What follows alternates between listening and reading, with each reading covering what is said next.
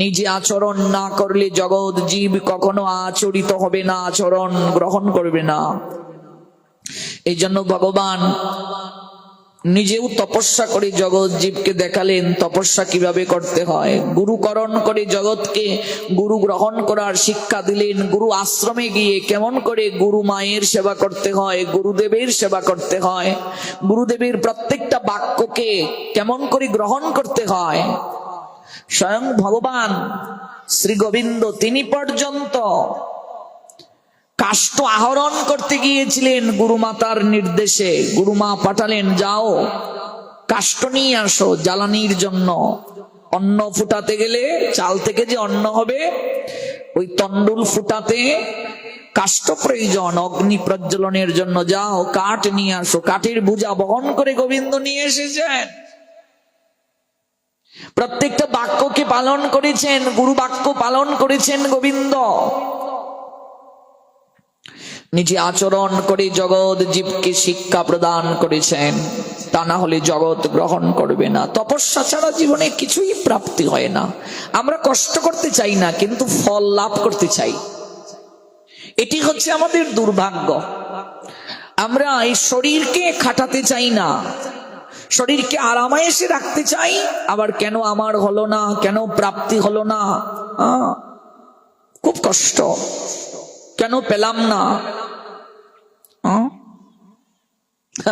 আজকাল ছাত্রছাত্রীরা পড়াশোনা করতে চায় না। এক সময় তো সবাই অটো পাস পাওয়ার জন্য আন্দোলন করেছিল। এখন প্রশ্নপত্র একটু কঠিন হয়ে গেলে আন্দোলনে নেমে যায়। প্রশ্নপত্র কেন কঠিন হলো? আমরা পড়াশোনা করতে চাই না, কিন্তু ফল লাভ করতে চাই, ফল চাই। সারাক্ষণ আমি অনলাইন ব্যবহার করলাম, টিকটক করলাম, হোয়াটসঅ্যাপ ব্যবহার করলাম, ইমো ব্যবহার করলাম, তো আমার কি করে এ প্লাস আসবে? পড়াশোনা না করলে। পড়াশোনাটাই তো তপস্যা। ছাত্রানাং অধ্যানং তপ। একজন ছাত্রের তপস্যাই হচ্ছে পড়াশোনা। এখানে যারা স্টুডেন্ট আছে পড়াশোনা করছে, পড়াশোনা রেখে সারাক্ষণ জপমালা নিয়ে যদি সে বসে থাকে, এটা তার তপস্যা নয়। এখন তার পড়াশোনাটাই মুখ্য। পড়াশোনা চলাকালীন সময়ে পড়াশোনাটাই তার তপস্যা। আপনি দোকানদারি করছেন, এই সময় যদি হাতে জপমালা নিয়ে বসে থাকেন, আপনার হবে না।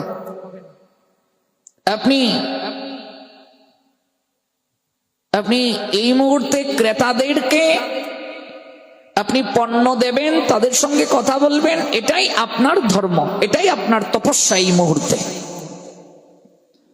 তপস্যা ছাড়া জীবনে কিছুই প্রাপ্তি হয় না। তাই মহেন্দ্র পর্বতে তপুরত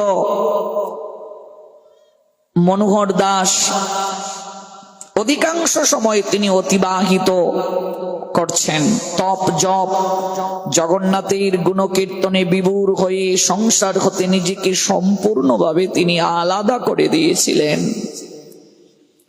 ভগবানের পদারবিন্দে আশ্রয় লাভ করার জন্য তিনি ভক্তি গদগদ হৃদয়ে আকুল প্রার্থনা করার সময়ে তার নয়ন যুগল হতে ধীরে ধীরে অশ্রু বিগলিত হতে লাগলো। তপস্যার সঙ্গে যদি অশ্রুর সংযোগ থাকে, মনে রাখবে সব ক্ষেত্রে আরাধনা, তপস্যা, ভজন, কীর্তনের সঙ্গে নয়নের জল চাই, আকুলতা চাই, বেকুলতা চাই, নতুবা হবে না।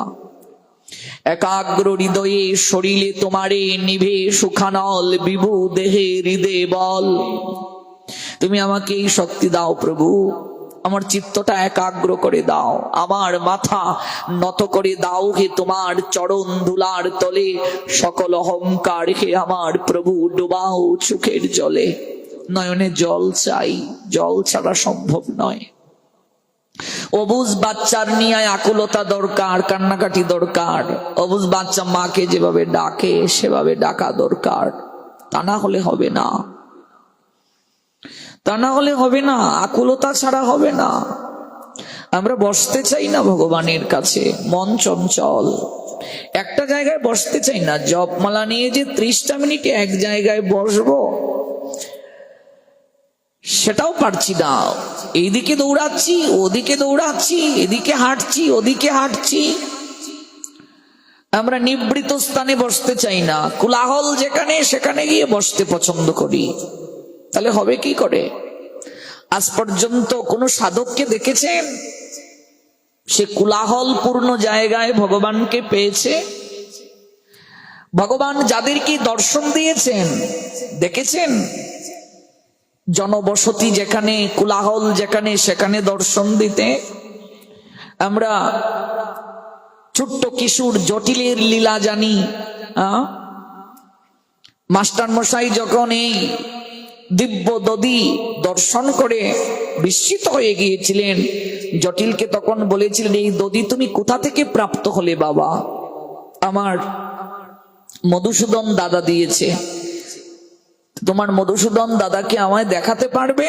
নিশ্চয়ই পারবো। জটিল মাস্টার মশাই আর তার সাথীদেরকে নিয়ে এসেছিলেন ওই বন জঙ্গলের পাশে। এসে আকুল হয়ে, দাদা মধুসূদন, দাদা মধুসূদন, ও দাদা মধুসূদন ডেকেছিলেন, কিন্তু ভগবান আসেননি ভগবান।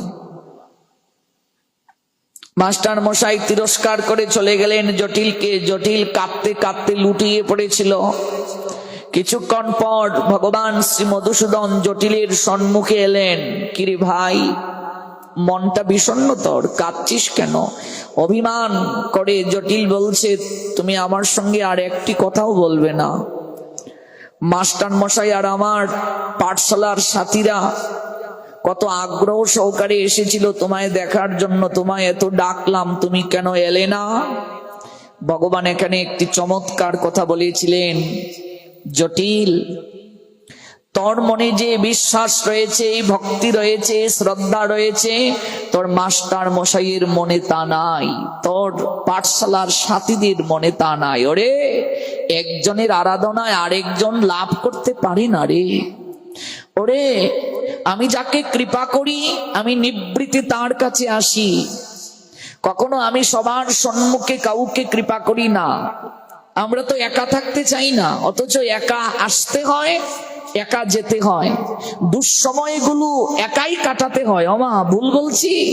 হ্যাঁ, অর্থহীন দেখে মুড়ে ছেড়েছে সবাই, কুটুম্ব আত্মীয় আর বন্ধুজন ভাই। দুঃখ হয়, হাসি পায়, একা বসে হাসি।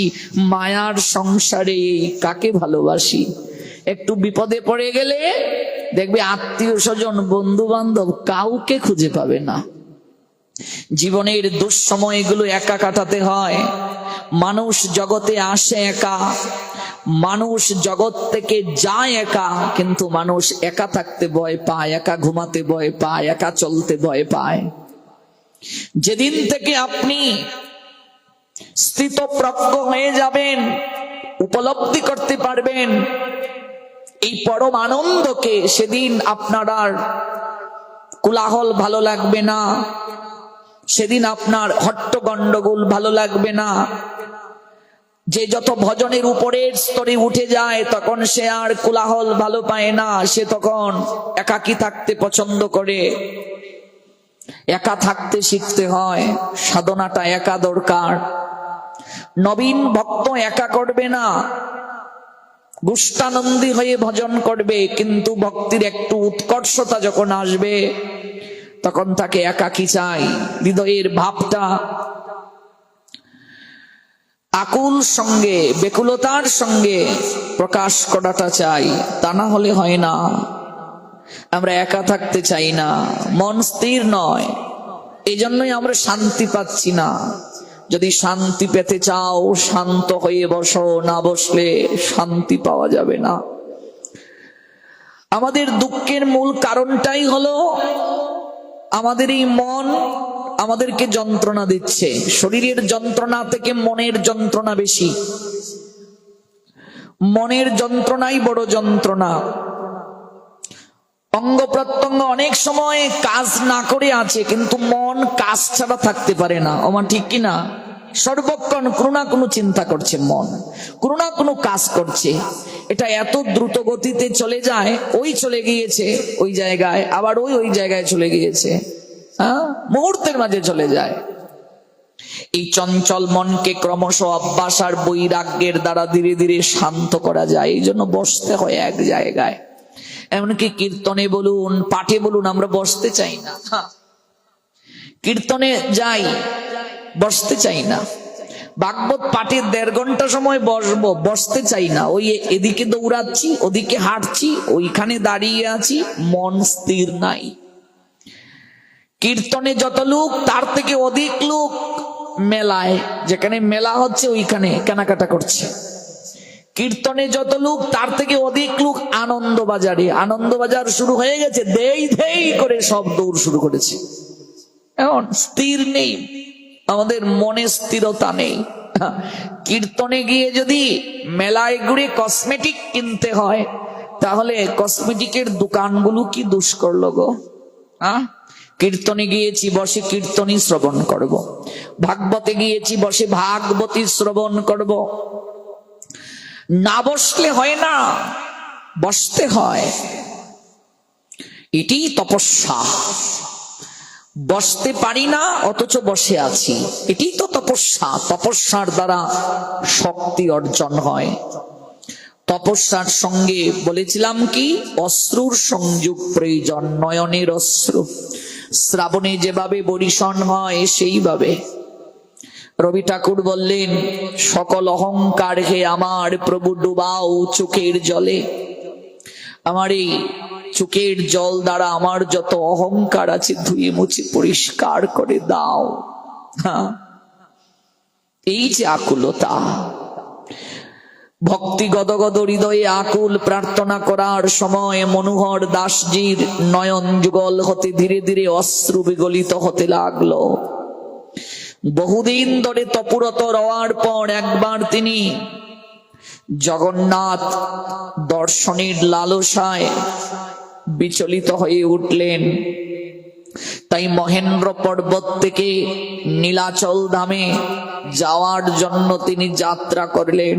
পথিমধ্যে একটা মনোরম পুষ্করিণী তিনি দেখতে পেলেন, একটা পুষ্করিণী।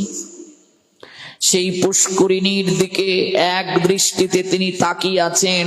উত্তম শতদল পদ্মের দ্বারা পূর্ণ হয়ে আছে পুষ্করিণীটা, সৌন্দর্যের স্বরূপ রূপে প্রতীয়মান।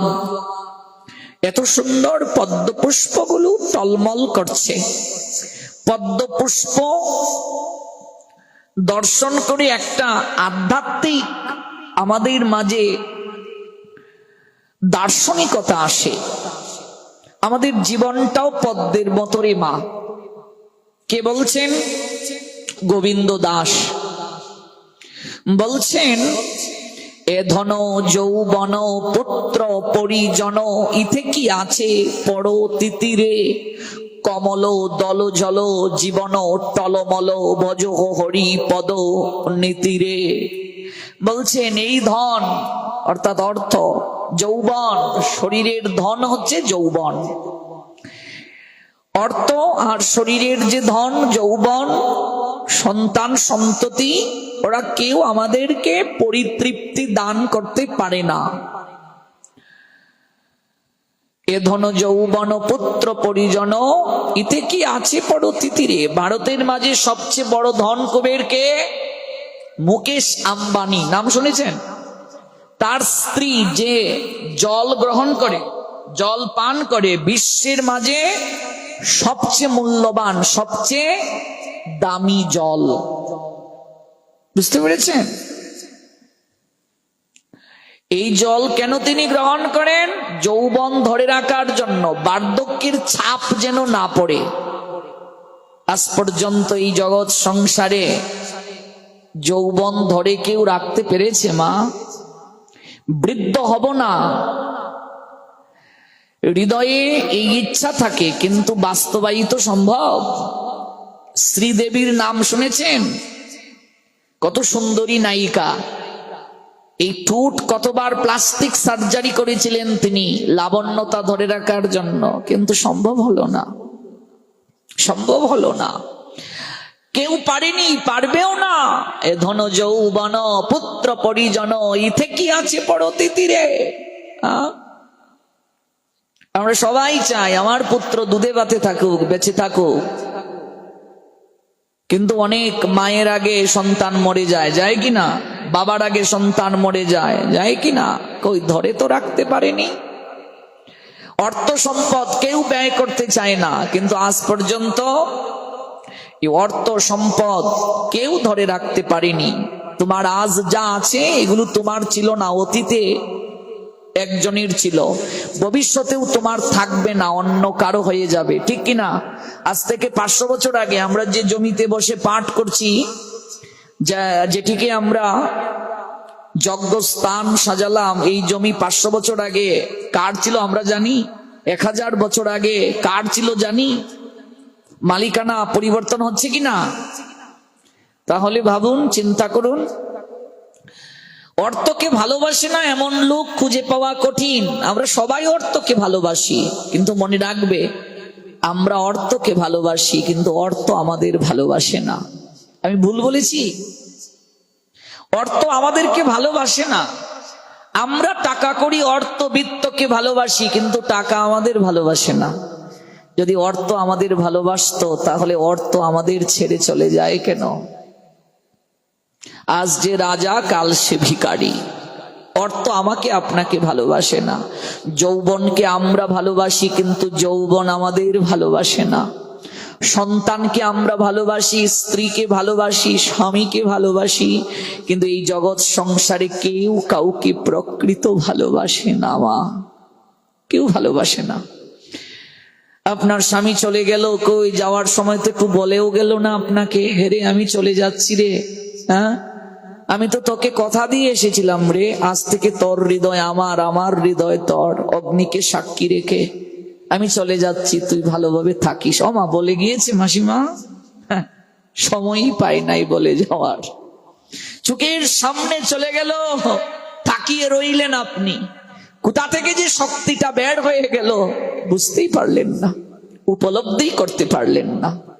স্ত্রী স্বামীকে ভালোবাসে, স্বামী স্ত্রীকে ভালোবাসে, কিন্তু প্রকৃতপক্ষে কেউ কাউকে ভালোবাসে না। যদি ভালোবাসতো একজন আরেকজনের সঙ্গে যেত। কেউ কাউকে প্রকৃতপক্ষে ভালোবাসে না। এই জগৎ সংসারে আমরা যাদেরকে ভালোবাসছি সাময়িক সময়ের জন্য পরিতৃপ্তি পাচ্ছি না।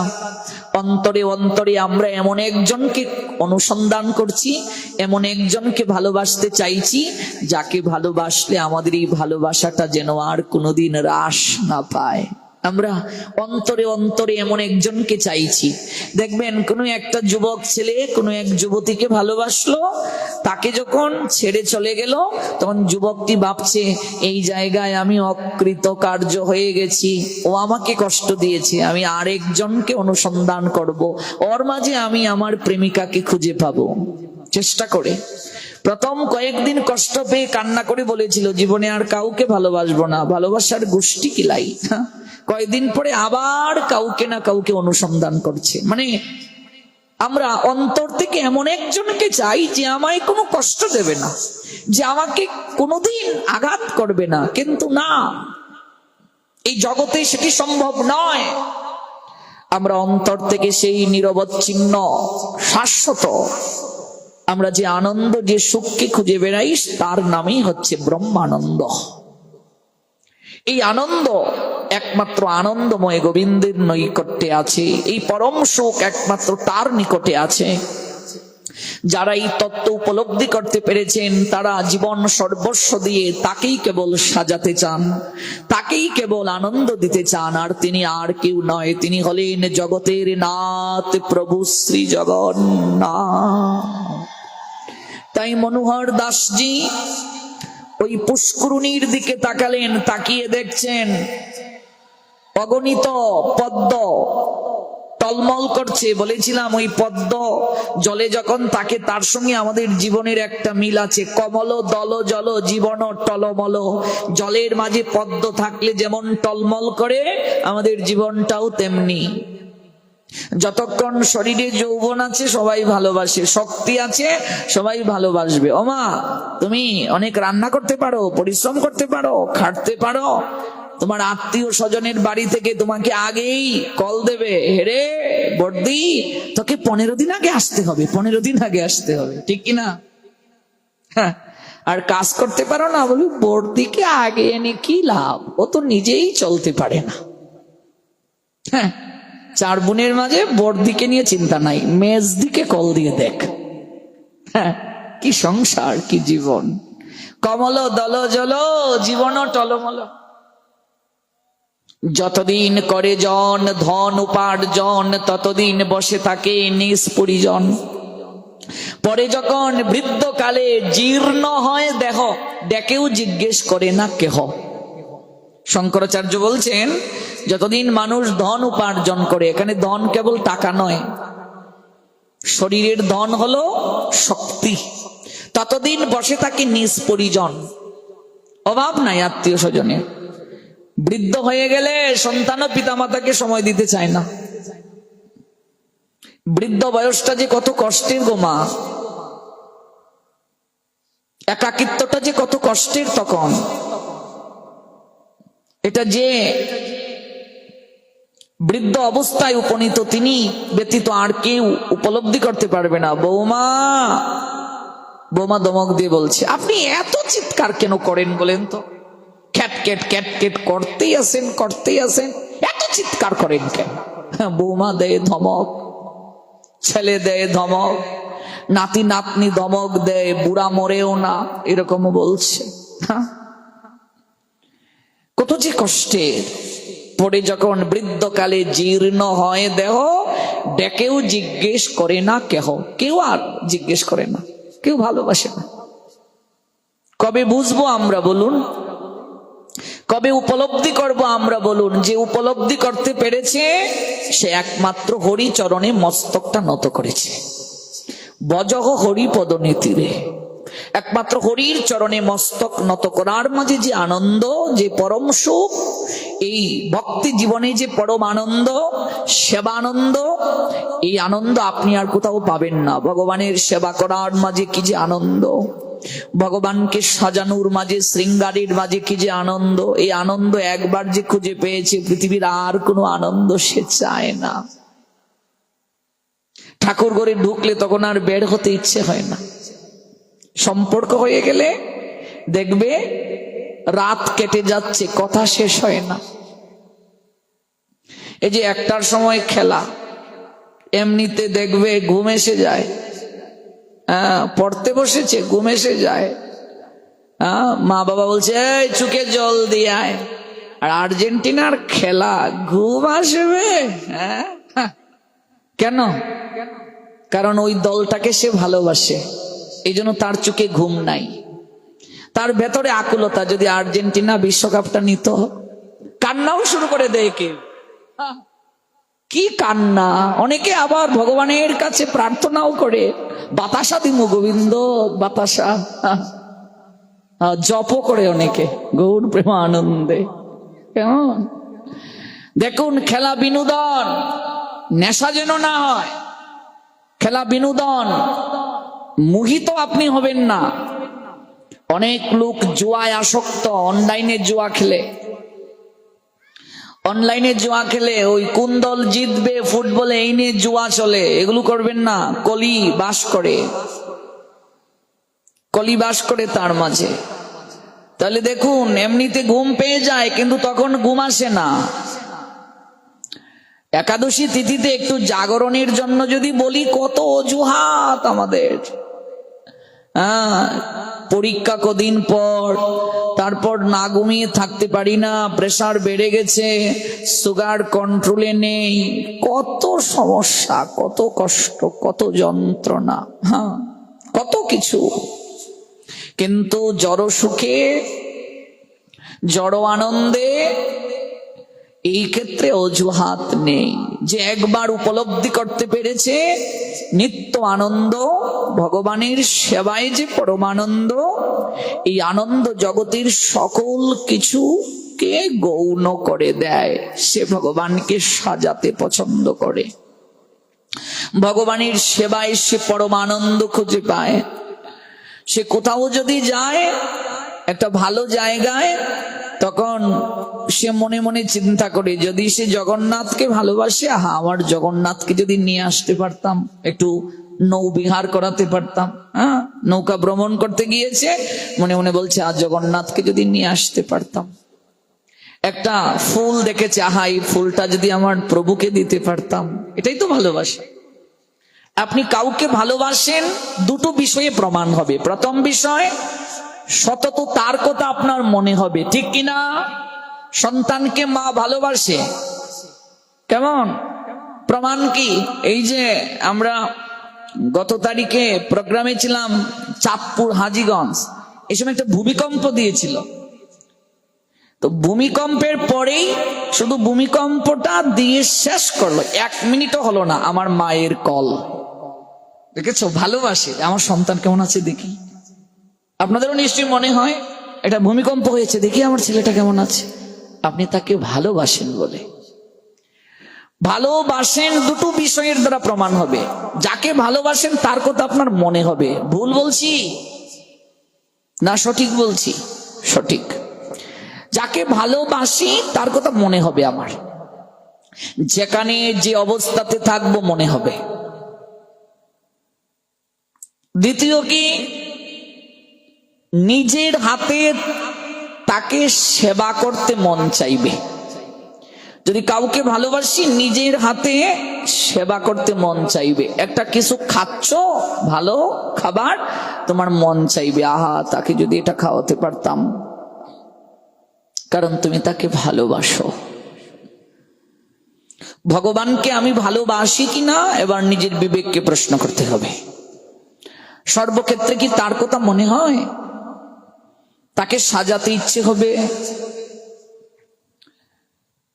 বাজারে প্রথম ফল, সিজনের যে ফলটা বাজারে উঠেছে, মনে হবে আমার জগন্নাথকে এই ফলটা যদি দিতে পারতাম, কারণ তাকে ভালোবাসি। নিজে কষ্ট করেও ভালোবাসার মানুষকে সুখী করতে চাই আমরা। মনোহর দাস মহেন্দ্র পর্বত থেকে জগন্নাথকে দর্শনের চিন্তায় বেকুল হলেন, তাই যাত্রা করলেন। পথিমধ্যে সরোবরের মাঝে অগণিত পদ্ম পুষ্প দর্শন করে তার মনে চিন্তা হলো, আহা এই পুষ্করিণীতে কত পদ্ম ফুটে আছে, ওই পদ্মগুলো চয়ন করে যদি আমার জগন্নাথের জন্য আমি নিয়ে যেতে পারতাম। দেখেছ, পদ্মগুলো দেখেই তার মনে হলো আমার প্রভুর জন্য যদি নিয়ে যেতে পারতাম, পদ্মের মালা গেঁথে যদি আমার প্রভুর গলায় পরিয়ে দিতে পারতাম, আর কিছু পদ্ম দ্বারা যদি একটা পাগড়ি বানিয়ে পাগড়িতে গুজে দিতে পারতাম, ওই পুষ্পগুলো প্রভুর যে পাগড়ি মস্তকে গুজে দিতে পারতাম। তাই নেমে পড়লেন পুষ্করিণীতে। তখন পৌষ মাস ছিল। ওমা, পৌষ মাসে ঠান্ডা না গরম? আর মহেন্দ্র পর্বতের পাশ দিয়ে বুঝতেই পারছেন কেমন ঠান্ডা, কোন কোণে ঠান্ডা। ঠান্ডার মাঝে ঝাঁপ দিয়ে নেমে পড়লেন মনোহর দাস। নেমে তিনি পদ্ম পুষ্প বৃন্তচ্যুত করে তীরে এক জায়গায় রাখতে শুরু করলেন। একেবারে পদ্মের বোঝা, অনেক পদ্ম চয়ন করলেন। তারপর বোঝা নিয়ে বহু কষ্টে মস্তকে ধারণ করে নীলাচলে ওই জগন্নাথ মন্দিরের উদ্দেশ্যে তিনি যাত্রা করলেন।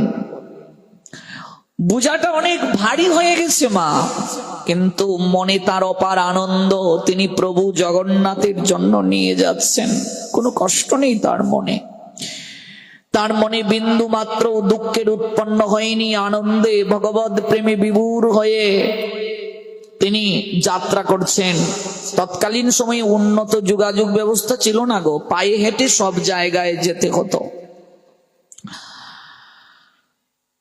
ওই পদ্ম পুষ্পের বোঝা মস্তকে করে তিনি শ্রীমন্দিরের উদ্দেশ্যে যাত্রা করলেন। 1 দিন 2 দিন 3 দিন 4 দিন, এইভাবে 15 দিন কেটে গেল। 15 দিনে কি পুষ্পগুলো সজীব থাকবে? পদ্ম পুষ্প জল থেকে তুলে নিলে কয়েক ঘন্টার পরেই তো মলিন হয়ে যায় মা। উর্ধে 2-3 দিন, তারপর তো একেবারে শুকিয়ে যাবে। মজে যাবে। 15 দিন তিনি হাঁটলেন ওই পদ্মের বোঝা মস্তকে নিয়ে, কিন্তু ভেতরে এই চিন্তাটা এলোই না যে আমি এই যে এতদিন পদ্মের বোঝা নিয়ে যাচ্ছি, পুষ্পগুলো তো শুকিয়ে গেছে বা শুকিয়ে যাচ্ছে। ভেতরে তার একটাই ইচ্ছা যে আমার প্রভু জগন্নাথের জন্য আমি নিয়ে যাচ্ছি। কিছু পুষ্প মলিন হয়ে গেছে, কিছু শুকিয়ে গেছে, এরপরও তার ইচ্ছা আমার জগন্নাথের জন্য এগুলো আমি এই পৌষের কনকনে ঠান্ডার মাঝে পুষ্করিণীতে নেমে আমি সংগ্রহ করেছি, সরোবর থেকে সংগ্রহ করেছি, প্রভুর জন্য আমাকে নিয়ে যেতেই হবে। মলিন শুষ্ক বাসি এই পুষ্পগুলো মনে রাখবে ভগবানকে দিতে নেই, শাস্ত্র নিষেধ করেছে। কিন্তু প্রেমার ভক্তি যদি প্রাধান্য থাকে, শাস্ত্রের নিয়মও অনেক সময় গৌণ হয়ে যায়। যখন তিনি জগন্নাথের শ্রীমন্দিরে পৌঁছলেন, পদ্মের বোঝা নামিয়ে যারা মালা তৈরি করে কুন্টিয়া, তাদেরকে বলা হয় কুন্টিয়াগণকে এই পুষ্পের বোঝা দিয়ে বললেন একটু চমৎকার করে মালা বানিয়ে পান্ডাগণের হাতে তুলে দাও, প্রভুর গলে একটু মালা পরিয়ে দেবে, আমি একটু দর্শন করে যাব। আর প্রভুর পাগড়ির মাঝে কয়েকটা পদ্ম পুষ্প একটু গুজে দাও না গো, আমি একটু দর্শন করতে চাই আমার প্রভুকে কেমন লাগে।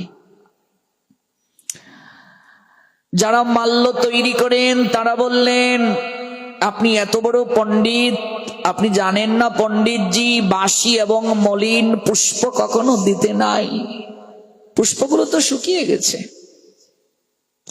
এই মলিন পুষ্প বাসি পুষ্প জগতের নাথ প্রভু জগন্নাথকে তো দেয়া যাবে না। রাজ ঐশ্বর্যের ভগবান তিনি, তার কিসের অভাব, এই মলিন পুষ্পকে দেব? বাস পড়ে গেল যেন মাথায় মনোহর দাসের, একেবারে মর্মাহত হলেন, প্রায় মূর্ছিত যাওয়ার অবস্থা, তার অজ্ঞান হওয়ার অবস্থা। 15টা দিন তিনি এই পদ্ম পুষ্পের বোঝা মাথায় বহন করে ওই মহেন্দ্র পর্বতের পাশ দিয়ে তিনি হেঁটে এলেন প্রভুকে দেওয়ার জন্য। আপনি নিয়ে গেলেন এত কষ্ট করে, এবার যদি পূজারী ঠাকুর বলে দেয়া যাবে না, আপনার মনে কতটা কষ্ট হবে বলুন তো। অনেকেই ভাগবতের জন্য মালা নিয়ে আসেন, ওই মালাটা যখন কেউ না দেয়, ব্যাসদেবের প্রতিনিধির গলায় কিংবা ভাগবতের চরণে অর্পণ না করা হয়, আপনাদের কেমন কষ্ট হয় বলুন তো। কত কষ্ট করে তিনি আনলেন, বাস পড়ে গেছে, মনে হয় বজ্রপাত তার মাথায় পড়ে গেছে, একেবারে অজ্ঞান হওয়ার অবস্থা। চিন্তা করতে করতে তিনি অজ্ঞান হয়ে পড়ে গেলেন। বহু সময় পর সংজ্ঞা লাভ করলেন, মানে জ্ঞান ফিরে এলো। পুষ্পগুলো কালো কাপড়ে ঢাকা দিয়ে কুন্টিয়াগণ চলে গেলেন, পুষ্প দেবেন না বলে গেলেন। তখন মনোহর দাস কাঁদতে কাঁদতে বললেন, প্রভু এই পদ্ম পুষ্প কনকনে ঠান্ডা, তাকে উপেক্ষা করে আমি ওই সরোবরে নেমে তোমার জন্য চয়ন করে এনেছিলাম, প্রতিমধ্যে 15 দিন কেটে গেল। প্রভু হয়তো পদ্ম পুষ্প মলিন হয়ে গেছে, বাসি হয়ে গেছে, শুকিয়ে গেছে, কিন্তু জগন্নাথ ওই পুষ্প চয়ন করতে গিয়ে আমার হৃদয়ের যে প্রেমার ভক্তি আমি মাখিয়ে দিয়েছিলাম, এই প্রেমার ভক্তি তো কখনো শুষ্ক হতে পারেনি, এই প্রেমার ভক্তি তো কখনো বাসি হতে পারেনি। প্রভু আজ আমি খুব কষ্ট পেয়েছি, 15টা দিন আমি এই বোঝা বহন করে এনেছি তোমার জন্য, আজকে এই পুষ্পগুলো আমি তোমায় দিতে পারিনি, এর থেকে আমার কষ্ট, এর থেকে আর যন্ত্রণা আমার আর কিছু হতে পারে না। এই বলে আকুল স্বরে, একটা বাচ্চা যেভাবে কান্না করে, ছোট বাচ্চা, এইভাবে তিনি চিৎকার করে হাউ মাউ করে কাঁদতে লাগলেন। এবং বহুদূর অতিক্রম করে জগন্নাথের জন্য যে তিনি পুষ্পগুলো আনলেন, যে পুষ্পগুলো শুকিয়ে গেছে, প্রায় মলিন হয়ে গেছে, দিতে পারেননি বলে নিষ্ফল হলেন তিনি, দুঃখের সীমানায়। তাই তিনি পদ্ম পুষ্পগুলোকে ভাবলেন, আমি পদ্ম পুষ্পগুলোকে ফেলবো না প্রভু, হয়তো তোমার গর্ভ মন্দিরে আমি দিতে পারিনি। তাই দূর থেকে, ওমা ওই যে মন্দিরের যে চূড়া আছে না গো, ওই শ্রী মন্দিরের বাইরে এসে চূড়ার দিকে তাকিয়ে বললেন, শুনেছি মহাপ্রভু হরিদাসকে বলেছিলেন, হরিদাস এই শ্রীমন্দিরের চূড়ায় যদি তুমি দৃষ্টি নিবদ্ধ করো তোমার জগন্নাথ দর্শন হয়ে যায়। গতকাল আমরা বলেছিলাম না, ওই শ্রীমন্দিরের চূড়ার দিকে তাকালে, নিশানের দিকে তাকালে জগন্নাথ দর্শনের কৃপা হয়ে যায়। প্রভু গো, একটা শ্রীমন্দিরের ওই পতাকাটা হলো শিরদেশ, যেমন আমাদের এই মস্তকের শিকা হলো ভক্তির কেন্দ্রবিন্দু, মনে রাখবে, তেমনি ভাবে শ্রীমন্দিরের কেন্দ্রবিন্দু হলো ওই নিশান, ওই যে পতাকা। ওই তাকিয়ে জগন্নাথকে স্মরণ করে পুষ্পগুলো বলছেন, আমি তোমায় নিবেদন করলাম প্রভু, কৃপা করে গ্রহণ করো। অঞ্জলি ভরে ওই মলিন পুষ্পগুলো জগন্নাথকে উদ্দেশ্য করে তিনি নিবেদন করছেন, প্রভু তুমি কৃপা করে গ্রহণ করো। আর কান্না করতে শুরু করলেন, অশ্রুধারা বইছে, গণ্ডদেশ আর্দ্র হয়ে গেছে, দুঃখে খুবই তিনি গান গাইছেন। হিন্দি কবি মনোহর দাসের এই দুঃখ, এই বেদনা বিদুর হিন্দিতে একটা গান রচনা করলেন। কমল নয়ন পঙ্কজ বদন পুরুষোত্তম জগদাসা, কমল নিবহ মম দরিহ প্রভু অস্তন পাবত শেষা, চরণ কমল যুগ বিমল গতি সকল চরারে ধাম, তাদ ভক্ত দাস মনোহর পঙ্কজ ভূষণ শ্যাম। অজুর দ্বারায় ক্রন্দন করছেন আর প্রভুর উদ্দেশ্যে ওই পদ্ম পুষ্পগুলো তিনি অর্পণ করলেন। চোখ বন্ধ করে কয়েকটা পদ্ম হাতে নিয়ে ধ্যান করছেন, প্রভুর মস্তকে পাগড়ির মাঝে তিনি ওই পুষ্পগুলো যেন গুজে দিচ্ছেন, এরকম চিন্তা করছেন।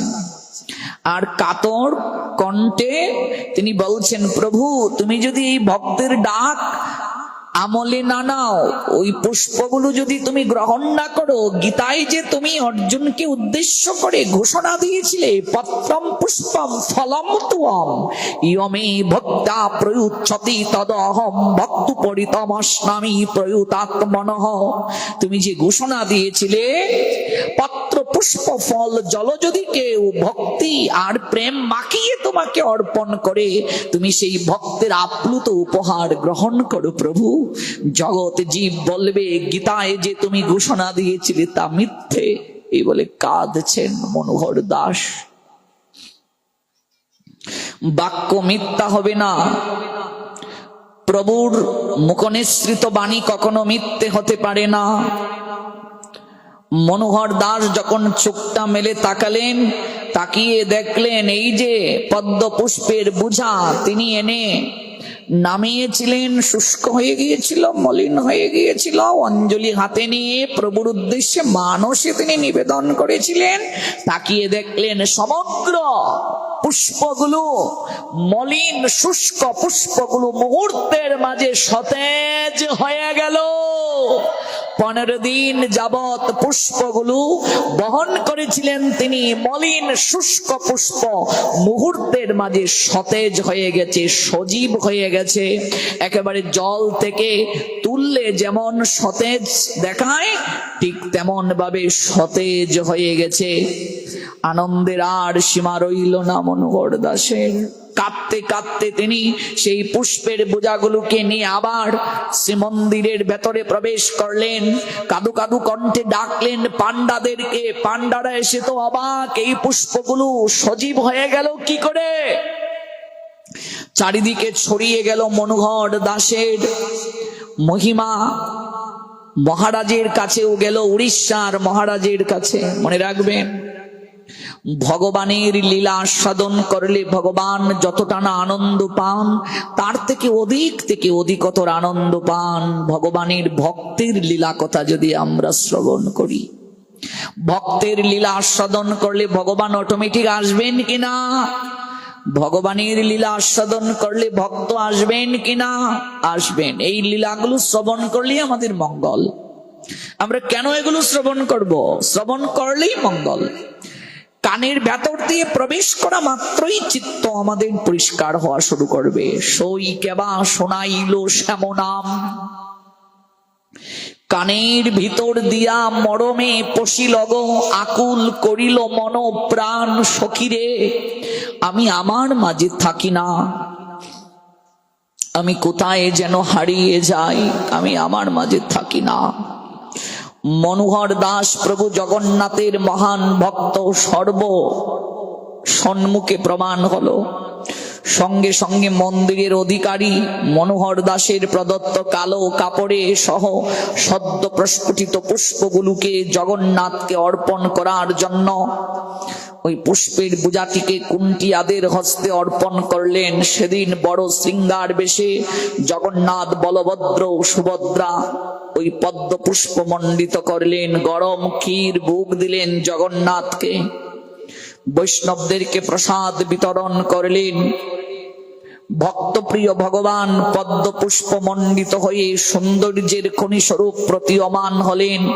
সকলের কণ্ঠে একটাই ধ্বনিত হলো, যত পাণ্ডাগণ ছিলেন, উড়িয়া যত ভক্তগণ ছিলেন, জগন্নাথকে দর্শন করতে সেদিন যারা এসেছিলেন, ওই পুষ্পের শৃঙ্গার দেখে তারা দুটো বাহু তুলে সবাই বলেছিল, জয় জগন্নাথ।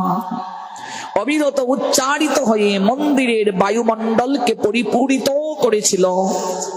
ভক্ত মনোহর দাস প্রেমে বিহবল হয়ে গাইতে লাগলেন, জুবিল কাত মধুর ছবি, নির্মল বদন সরোজ, কুটি তীর্থ ফল পাবহি, প্রমুদিত তীর তীরতরাস, জবিলকত জমদুর ছবি, নির্মল বদন সরোজ, কুটি তীর্থ ফল পাবহি, প্রমুদিত তীরত রাস। ভক্ত মনোহর দাস লীলা সংবরণ করে তিনি সদামে চলে গিয়েছেন, আজ নেই তিনি।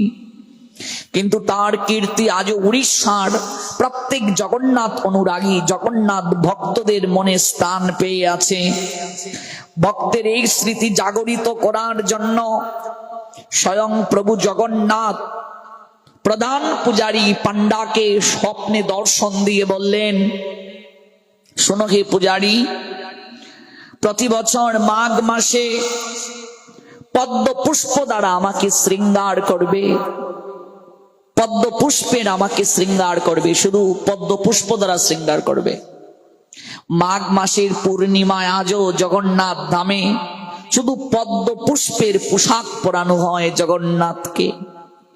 মাথায় যে পাগড়ি পরানো হয় জগন্নাথের, সেখানে পদ্ম পুষ্পের পাগড়ি তৈরি করা হয়।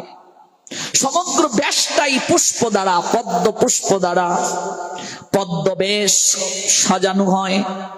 জগন্নাথ পান্ডাকে বললেন, মনোহর চলে গিয়েছেন লীলা সংবরণ করে সদামে, তার স্মৃতির উদ্দেশ্যে জগৎ জীবকে এই লীলার মাধ্যমে হৃদয়ের প্রেমার ভক্তির দ্বারা ভগবানকে কতটা বশ করা যায়, ভগবানকে কতটা আপনার করা যায়, ভগবানকে কতটা কাছের করা যায়, জগৎ জীবকে এই শিক্ষা দান করার জন্য প্রতি বছরের মাঘী পূর্ণিমায় পুরী ধামে জগন্নাথকে পদ্ম পুষ্প দ্বারা সাজানো হয়। যদি কারো সুযোগ হয় এই সপ্ত দিবসের মাঝে কোনো একদিন একটা পদ্ম পুষ্প হলেও জগন্নাথকে অর্পণ করার, আপনারা অর্পণ করবেন। অন্তিমে মনোহর দাসের মতো আপনাদেরও চিরাচরিত পরম গতি লাভ হবে।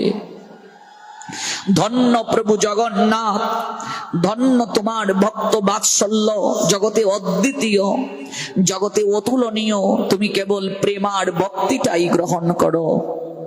শুধু এই মনোহর দাসের জীবনে নয় গো, অগণিত জগন্নাথের এমন ভক্ত আছেন যাদেরকে দ্বারা প্রভু জগন্নাথ জগতে এই অহৈতুকী লীলা বিলাস সম্পাদন করেছেন।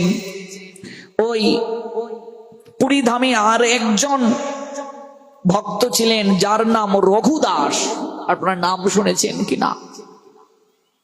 এই রঘুদাস প্রভু শ্রীরামচন্দ্রের ভক্ত ছিলেন। ভগবান শ্রীরামচন্দ্রকে তিনি অনেক ভালোবাসতেন। আজকাল দেখলাম অনেকে সংবাদ মাধ্যমে অনলাইনে প্রচার করেছে রাম নাকি ভারতের উত্তর প্রদেশের কেবল দেবতা। আমরা যে কতটা অনভিজ্ঞ, যে কারো ধর্ম নিয়ে কথা বলতে গেলে আগে একটু স্টাডি প্রয়োজন। রাম কোনো দেবতা নয়, মনে রাখবে। দেবতা হলেন ভগবানের অংশ যারা, তারা হলেন দেবতা। রাম হলেন স্বয়ং ভগবান, মনে রাখবেন। রাম দেবতা নন, রাম ভগবান। ভগবানের অংশ সদৃশ তাদেরকে দেবতা বলে। জয় শ্রীরাম আজকাল রাজনৈতিক স্লোগান বানানো হয়ে গেছে, কিন্তু জয় শ্রীরাম রাজনৈতিক স্লোগান নয়। লক্ষ লক্ষ বছর পূর্বে সনাতনীরা প্রভু শ্রীরামচন্দ্রের আরাধনা করেছে, জয় শ্রীরাম বলেছে। ত্রেতা যুগের আয়ু ছিল 12,96,000 বছর। ত্রেতা যুগে ভগবান শ্রীরামচন্দ্র আবির্ভূত হয়েছেন লীলা বিলাস করার জন্য।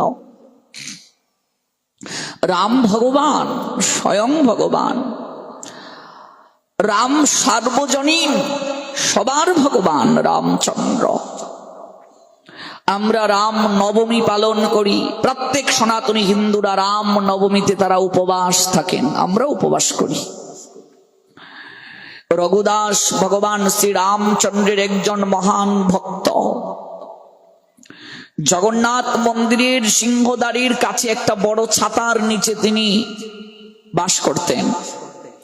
একদিন তিনি জগন্নাথ দর্শন করতে এলেন। রঘুদাস মনে মনে ভাবছেন, হে জগন্নাথ, জগতের লোক তোমাকে পরম ব্রহ্ম বলে, পরমেশ্বর বলে। তুমি যদি পরম ব্রহ্ম হও, পরমেশ্বর হও, তাহলে তোমার মাঝে আমি আমার প্রভু রামচন্দ্রকে অবশ্যই দর্শন করতে পারবো। কারণ তুমি যদি পরমেশ্বর ভগবান হও, তাহলে তো তুমি আর আমার প্রভু রাম অভেদ, আলাদা নয়, পার্থক্য নয়।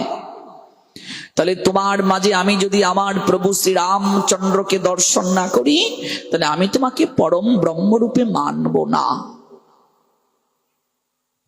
রঘুদাস বলছেন, এক দৃষ্টিতে জগন্নাথের দিকে তিনি যখন তাকিয়ে আছেন, হঠাৎ রঘুদাস দেখলেন জগন্নাথের মূল বেদিতে জগন্নাথ নাই, সেখানে ধনুর্ধারী ভগবান শ্রীরামচন্দ্র, রামচন্দ্র সেখানে।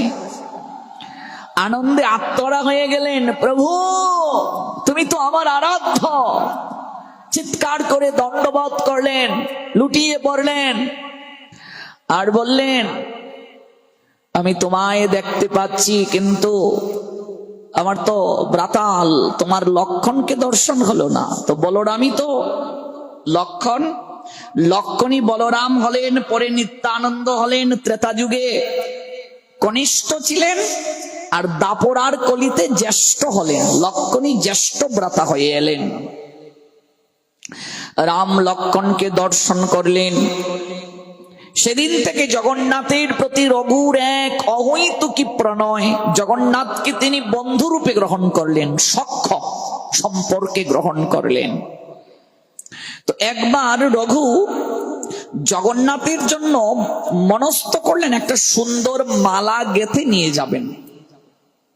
ওমা, মনে রাখবে, আমরা অনেক সময় বহু জায়গায় দেখতে পাই, বাজার থেকে আমরা গাঁদা পুষ্পের লর এনে, দড়ি থাকে, ওই দড়িটা গিট দিয়েই আমরা গুরু বৈষ্ণবকেও দিয়ে দেই, ভগবানকেও দিয়ে দিই।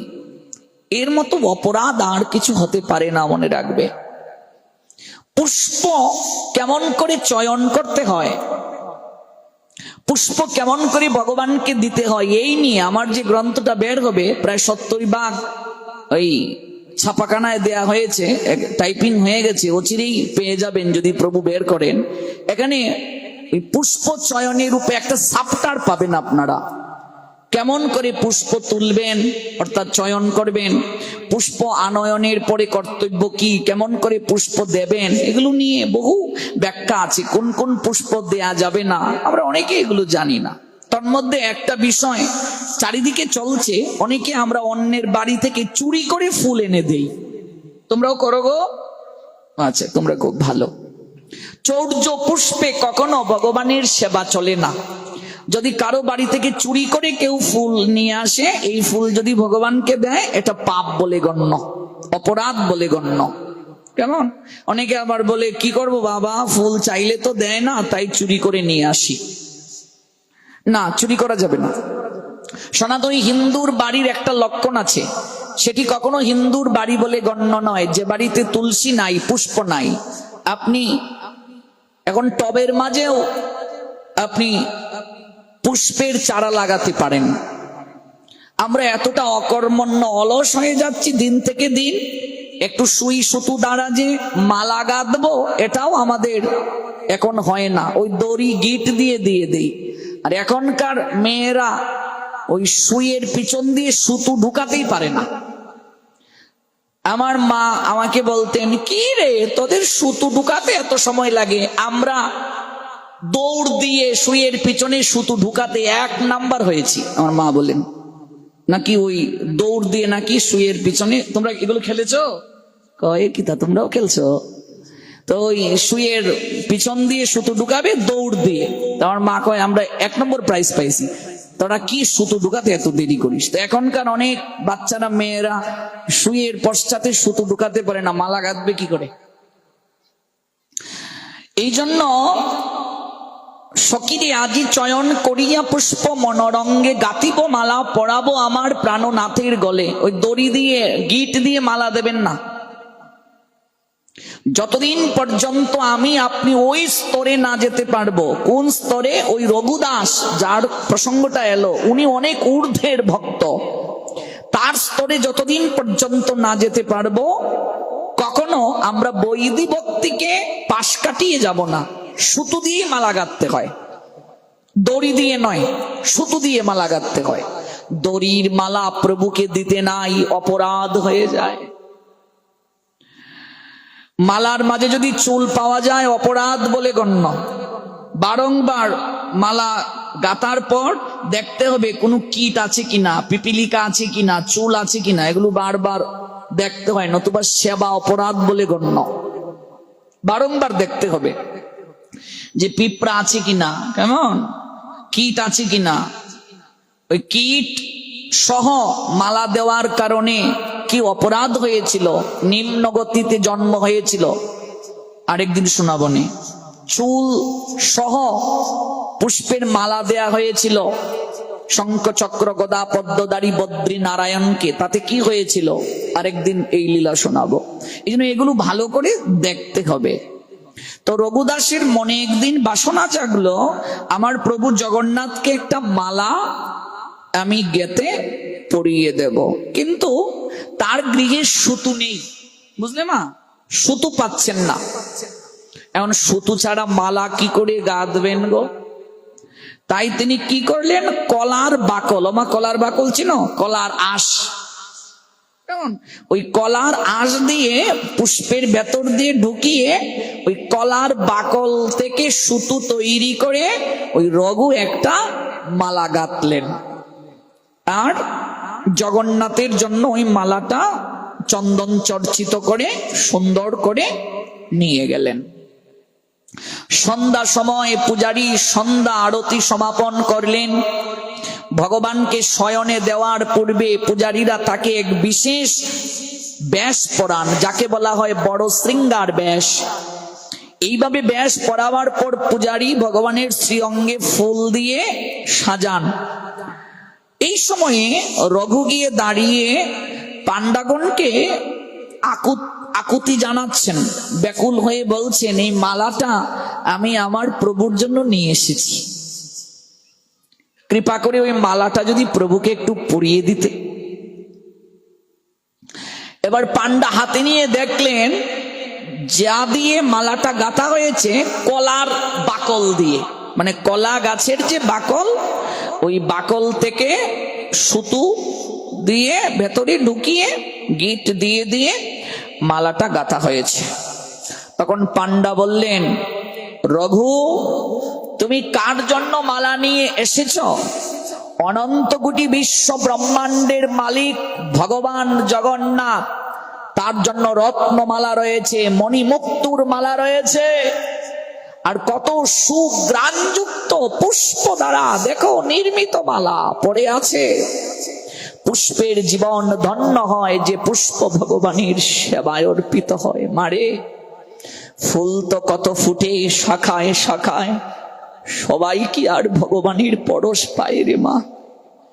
কানন কান্তারে কত পুষ্প ফুটে, সকল পুষ্প কি আর ভগবানের সেবায় লাগে? কত পুষ্প কলি অবস্থায় প্রস্ফুটিত হওয়ার পূর্বে ঝরে পড়ে, কীটে দংশন করে। কত পুষ্প এমনিতেই বৃক্ষ থেকে ঝরে পড়ে। কত পুষ্প চয়ন করে মানুষ অনিত্য ভালোবাসার জনকে উপহার দেয়। তন্মধ্যে দুই একটা পুষ্প হয়তো গোবিন্দের চরণে, গুরু বৈষ্ণবের চরণে অর্পণ হয়।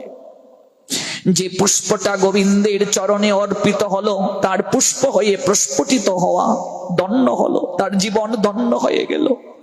যে পুষ্প প্রীতি আর ভক্তির সুতো দ্বারা গেথে ভাগবতের গলায়, ভগবানের গলায় প্রসাদী মালাটা গুরু বৈষ্ণবের গলায় পরিয়ে দেয়া হলো, তার পুষ্প হয়ে জন্ম নেওয়া ধন্য হলো। জানো মা, পুষ্পগুলো বৃক্ষরাজিতে প্রস্ফুটিত হয়ে ওরা অপেক্ষা করে, কোন এক দেবদুর্লভ মনুষ্য জীবের হস্ত দ্বারা চয়ন করে তারা গোবিন্দের চরণে অর্পিত হবে। পুষ্পের ভাষা আমরা বুঝি না, পুষ্প অপেক্ষা করে। পুষ্পরা কি বলে জানো? আচার্যগণ তাদের অনুভূতির কথাটা আমাদের জানাচ্ছেন। পুষ্পরা ওরা এমন করে আর্তনাদ করে, আমরা তো আর নিচ থেকে গোবিন্দের চরণে অর্পিত হওয়ার সৌভাগ্য নিয়ে জন্ম গ্রহণ করি নাই, আমাদের তো এই সুযোগ নাই, সৌভাগ্য নাই যে আমরা নিচ থেকে গিয়ে প্রভুর চরণে অর্পিত হব। তাই আমরা ব্রাহ্ম মুহূর্ত থেকে প্রস্ফুটিত হয়ে চাতক পাখির মতো অপেক্ষা করছি তোমাদের হাত ধরে গোবিন্দের চরণে অর্পিত হওয়ার জন্য। তোমরা যদি গোবিন্দের চরণে অর্পিত করে দাও, আমাদের পুষ্প জন্ম নেওয়া সার্থক হয়ে যাবে, ধন্য হয়ে যাবে। আর ওই পুষ্প জীবন থেকে সরাসরি মনুষ্য জীবনে চলে যাবে। এই মনুষ্য জীবনে একমাত্র মনে রাখবে, সকল উদ্ভিদ কুলকে ধন্য করার সামর্থ্য তারা রাখে, বৃক্ষরাজি কুলকে উদ্ধার করার সামর্থ্য রাখে। পশু পাখি কীট পতঙ্গ বৃক্ষলতা গুল্ম ওদের চেতনা আছে, কিন্তু ওরা কথা বলতে পারে না গো, ওরা কথা বলতে পারে না। ওদেরকেও ধন্য করার সামর্থ্য রাখে মনুষ্য জীবেরা। এই জন্য ফুল যখন গোবিন্দের চরণে দেবে, হৃদয়ের ব্যাকুলতা থাকা দরকার। পুষ্প যখন তুলতে যাবে সকালবেলা বাগানে, মুখে কোনো কথা থাকবে না। স্নান না করে ফুল তুলতে নাই, স্নান করে শুদ্ধ বস্ত্রে বদনে কৃষ্ণ নাম গাইতে গাইতে পুষ্প কাননে পুষ্প তুলতে যাবে। মনে হবে তুমি কোনো পুষ্প কাননে হাঁটছো না, তুমি যেন বৃন্দাবনের কুঞ্জবনে হাঁটছো ব্রজবিহারী শ্রী গোবিন্দের কৃপা প্রাপ্তির জন্য। প্রত্যেকটা ক্ষেত্রে ভাব থাকতে হবে, ভাব ছাড়া হয় না রে মা। যতদিন হৃদয়ে ভাব না আসে, ভাবগ্রাহী জনার্দনকে পাওয়া যায় না। ভাবটা খুবই দরকার। অনুভূতি না থাকলে হয় না। ঘন্টার পর ঘন্টা ভাগবত কথা শুনেও কারো পরিবর্তন হয় না। কারো জীবনে কয়েক মিনিট ভাগবত শুনে পরিবর্তন এসে যায়, জীবন ধন্য হয়ে যায়, প্রেম ভক্তি এসে যায় হৃদয়ে মাঝে। একমাত্র ভাব অনুভব করতে হবে, অনুভবে আনয়ন করতে হবে কথাগুলো। মণিমুক্তোর মালা আছে, কত সুগন্ধজাত পুষ্পের মালা পড়ে আছে, আর তুমি এই কলার বাকলের সুতো দিয়ে মালা গেঁথে এনেছো জগন্নাথকে দেওয়ার জন্য। নিয়ে যাও। জগন্নাথ এরকম মালা গ্রহণ করবেন না, নিয়ে যাও। রঘুদাসের অন্তরটা ক্ষত বিক্ষত হয়ে গেল। তিনি মালাটা হাতে নিয়ে মন্দির থেকে কাঁদতে কাঁদতে বের হয়ে গেলেন। সারাটা রাত তিনি কান্না করলেন, ঘুমোতে পারলেন না। প্রভু, তোমার জন্য একটা মালা তৈরি করে নিয়ে গিয়েছিলাম, প্রীতি সহকারে মালাটা গেঁথেছিলাম, তোমার গলায় পরিয়ে দেওয়ার পর তোমায় একটু দর্শন করব, কেমন দেখাচ্ছে তোমায়। আমার সেই ইচ্ছে আর পূরণ হলো না। প্রভুকে শয়নে দেওয়ার আগে সুগন্ধ পুষ্পের সাজ দেয়া হয়, যেন সুগ্রাম থাকে। যতবার পান্ডা প্রভুকে সুগন্ধজাত পুষ্পের মালা পরাতে যাচ্ছেন, বারংবার মালাটা কষে পড়ে যাচ্ছে। প্রভু মালা নিচ্ছেন না। পুষ্প যতবার দিচ্ছেন ওই পোশাক পরিচ্ছদের মাঝে, ততবার কষে পড়ে যাচ্ছে, মালা নিচ্ছেন না। মালা নিচ্ছেন না, তাই প্রধান পূজারী সহ সকল পূজারীগণ ভাবলেন আমাদের কোথাও কোনো একটা অপরাধ হয়েছে। প্রভু আজ মালা নিচ্ছেন না কেন, পুষ্প কেন নিচ্ছেন না?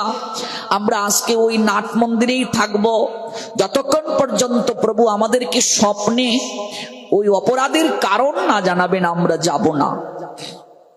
শুয়ে রইলেন। মধ্যরাত্রিতে প্রধান পূজারী পান্ডাকে স্বপ্নে জগন্নাথ বলছেন, ওঠো ওঠো, আর আমি ঘুমোচ্ছ এখানে? আমি তো ঘুমোইনি, আমার ভক্ত কাঁদছে, জেগে আছে, আমি কি করে ঘুমাতে পারি? তোমাদের চোখে কি করে ঘুম আসে? আমার ভক্ত প্রেমার ভক্তি মাখিয়ে কলার বাকলের সুতো দিয়ে একটা মালা গেঁথে আমার জন্য নিয়ে এসেছিল, তোমরা তাকে অপমান করে বের করে দিয়েছো। তোমরা বাহ্যিক সৌন্দর্যটা কেবল দেখলে, কিন্তু হৃদয়ের প্রেমটা দেখলে না, ভক্তিটা দেখলে না। তোমরা কেবল বাহ্যিক সৌন্দর্য দেখলে, হৃদয়ের প্রেম ভক্তিকে অবলোকন করনি, অনুধান করনি। আমার রঘুন না খেয়ে আছে, সারা রাত ঘুমায়নি, কান্না করছে।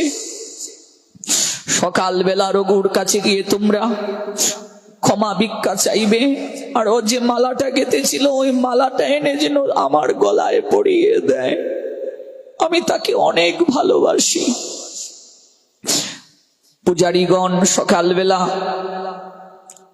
ওই রঘুদাসের গৃহে গেলেন, রঘুকে সকল বৃত্তান্ত খুলে বললেন। রঘুদাস কান্না করতে করতে ছুটে এলো, প্রভুর গলায় পরিয়ে দিল এই মালাটা। এই রঘুদাস সংসার জীবনে যান নাই, সারাটা জীবন জগন্নাথকে ভালোবেসে কাটিয়ে দিয়েছিলেন। আমি আর দীর্ঘায়িত আজ করতে পারবো না, কেবল ওই রঘুদাসের এই লীলাটা সংক্ষেপে বলে শেষ করব। সংসার জীবনে তিনি যাননি, সারাটা জীবন জগন্নাথকে তিনি ভালোবেসেছিলেন। শেষ জীবনে স্বাস্থ্যটা তার ভেঙ্গে পড়েছিল, বিছানা থেকে উঠার সামর্থ্য তার নাই, প্রচন্ড পীড়িত। রঘুদাস যতবার জগন্নাথকে পুষ্প দিতেন, মালা দিতেন, একটা প্রার্থনাই করতেন, জগন্নাথ তুমি তো বলেছো আমি এতিম, আমার কেউ নাই, এটা বলতে নেই, বললে তুমি খুব কষ্ট পাও, তুমি কৃপা করো না। আমি তো সংসারেও যাইনি, স্ত্রী পুত্র কন্যা কোনো কিছুই গ্রহণ করিনি, তোমাকে আমি আমার জীবনের আপনার জন রূপে গ্রহণ করলাম। জগন্নাথ জানি না আমার শেষ জীবনটা কেমন হবে, আমার শেষ জীবনটা কেমন হবে আমি তো জানি না জগন্নাথ। একদিন রঘুদাস পীড়িত হয়ে গেলেন, অসুস্থ হয়ে গেলেন, বিছানায় মলমূত্র ত্যাগ করছেন। পরিষ্কার পরিচ্ছন্ন করার তো কেউ নেই। সাধন ভজন কতটা করলে রে মা, প্রমাণ হবে ওই দিনটায়। কাকে ঠকাচ্ছি আমি? কাকে ঠকাচ্ছি? গুরুদেব বলছেন পালন করছি না, ভাবছি ঠকাচ্ছি না, নিজেকে ঠকাচ্ছি। সাধন ভজন করছি না, ফাঁকি দিচ্ছি। কাউকে ফাঁকি নয়, নিজেকে ফাঁকি দিচ্ছি। সাধন ভজন কতটা করছি প্রমাণ হবে শেষ দিন। মানুষ চিনা যায় মরণে, ভগবান চিনা যায় চরণে। এই জগতে যে ভগবানের নাম নিয়ে সুস্থ শরীরে জগৎ থেকে যেতে পারে, সেই তো জগতে কৃতকার্য হয়ে গেল। বিছানায় মল মূত্র ত্যাগ করলেন, দুর্গন্ধ চারিদিকে ছড়াচ্ছে। রঘুদাস রূপ পীড়ায় কাতর হয়ে ঘন ঘন ও চৈতন্য হয়ে পড়ছিল। এই অবস্থায় নিজেকে সাহায্য করার তার ক্ষমতাও ছিল না। অচেতন হয়ে পড়ে আছেন, কেউ নাই। জগন্নাথ আর স্থির থাকতে পারলেন না। বিগ্রহ থেকে একটা কিশোরের রূপ ধারণ করে জগন্নাথ এলেন। এসে নিজের হাতে রঘুদাসের মল মূত্র পরিষ্কার করছেন। জগন্নাথ ভগবান জগতের নাথ, গৌর প্রেমানন্দে তিনি এসে নিজের হাতে মল মূত্র পরিষ্কার করছেন। বস্ত্র পরিত্যাগ করে দিয়ে শৌচ কার্যে সহায়তা করছেন। দিব্য স্পর্শ পেয়ে চেতনা ফিরল রঘুদাসের। রঘুদাস বলছে, তুমি কে গো বালক? তোমাকে তো আমি কোনোদিন দেখিনি। আমার এই দুঃসময়ে তুমি কে এলে আমাকে কৃপা করার জন্য?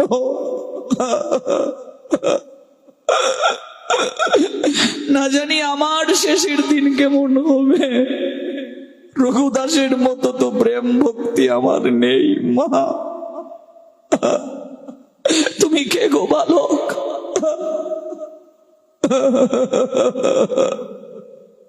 তোমাকে তো এর আগে কখনো দেখিনি। তুমি আমার এমন বান্ধব হয়ে আমার এই মলমূত্র পরিষ্কার করছো। তুমি কে গো? তুমি কে? তুমি কে? আমার পরম বান্ধব হয়ে তুমি এসেছো। তুমি কে? তাকিয়ে দেখো রঘু, আমায় চিনতে পারো কিনা? সংসারে গেলে না, জীবন যৌবন সকল কিছু সপে দিলে আমার চরণে। কলার বাকলের সুতো দ্বারা মালা গেঁথে আমার গলায় প্রত্যহ পরিয়ে দিলে। আমি তোমার জগন্নাথ। তাকিয়ে দেখো, আমি তোমার জগন্নাথ। প্রভু, তুমি এই হীন কাজ করতে এলে, তুমি এই হীন কাজ করতে এসেছো। তুমি আমাকে অপরাধী করছো। তোমার সেবা গ্রহণ করে আমি পাপগ্রস্ত হয়ে পড়েছি। হে দয়াময়, হে জগতের নাথ, তুমি তো সবকিছুই করতে পারো। তুমি যদি চাও আমি তো আরোগ্য থেকে মুক্ত হতে পারি। তুমি তো আমায় রোগ থেকে মুক্ত করতে পারো, এই পীড়া থেকে মুক্ত করতে পারো। তো নিজের হাতেই মলমূত্র পরিষ্কার করছো কেন? জগন্নাথ বললেন, আমি ইচ্ছা করলে তোমাকে পীড়া থেকে মুক্ত করতে পারি রঘু, কিন্তু তোমার প্রারব্ধ কর্মকে আমি নষ্ট করে একেবারে শুচি শুদ্ধ পবিত্র করে অনন্তকালের জন্য আমার কাছে নিয়ে আসার জন্য আমি তোমাকে এই দুঃখগুলো দিচ্ছি, এই যন্ত্রণাগুলো দিচ্ছি। ভগবান ইচ্ছা করলে ভক্তের দুঃখ দূর করতে পারেন, কিন্তু কেন রে মা করেন না? স্বর্ণকার দেখবে স্বর্ণকে আগুনে পুড়িয়ে পুড়িয়ে খাঁটি করে নেয়। আমাদের লক্ষ জন্মের কত প্রারব্ধ কর্ম, কত জনকে কত কষ্ট কত যন্ত্রণা দিয়ে এসেছি। তাই প্রভু আমাদের এই দুঃখ যন্ত্রণাগুলো দিয়ে আমাদের সূচি পবিত্র করে তার কাছে নিয়ে যাওয়ার জন্য এই কার্যগুলো করছেন। আর রঘু, আমি নিজের হাতে তোমার সেবা করছি কেন জানো? এই জগৎ সংসারে কেউ যেন ভাবতে না পারে আমার শেষের দিনটা কেমন হবে। তোমার মতো যারা প্রেম ভক্তির ডুরে আমায় বাঁধবে, আমায় ভালোবাসবে, আমি এমন পরম বান্ধব হয়ে প্রত্যেকের শেষের দিনে আসবো তাকে ভবের ঘাটে উদ্ধার করার জন্য। চরণ তরিতে তুলে নিয়ে কৃপা পরবশ তাকে উদ্ধার করার জন্য আমি আসবো। ভক্ত আমার সেবা করে যতটা না আনন্দ পায় রঘু, তার থেকে আমি অধিক আনন্দ পাই। আমিও সুযোগ খুঁজি একটু ভক্তের সেবা করার জন্য। ভক্ত সব সময় আমার সেবা করতে তৎপর থাকে। আমি ভগবান, আমিও সুযোগ খুঁজি কবে আমি একটু ভক্তের সেবা করতে পারবো। এর মাঝে আনন্দ আছে, এই আনন্দ অন্য কোথাও খুঁজে পাওয়া যায় না। এই আনন্দের মাঝে যে পরম সুখ আছে রঘু, আমি তোমায় বোঝাতে পারবো না, আমি তোমাকে বুঝাতে পারবো না। আমি সব সময় তোমার সেবা করার অভিলাষ করি, আমার ভক্ত আর আমার মধ্যে কোনো পার্থক্য নেই। এইভাবে জগন্নাথ আর রঘুর মধ্যে অন্তরঙ্গ সম্পর্ক হলো। সারা উড়িষ্যায় রঘু দাসের গুণ মহিমা লোকমুখে প্রচারিত আছে।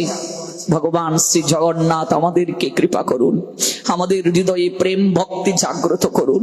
আমরা তো আর রঘু দাসের মতো পারবো না, আমরা হয়তো মনোহর দাসের মতো পারবো না, কিন্তু একটু একটু করে আমাদের হৃদয়ের সর্বোত্তম প্রেম ভক্তিটা যেন আমরা জগন্নাথকে, জগতের নাথ গোবিন্দকে দিতে পারি।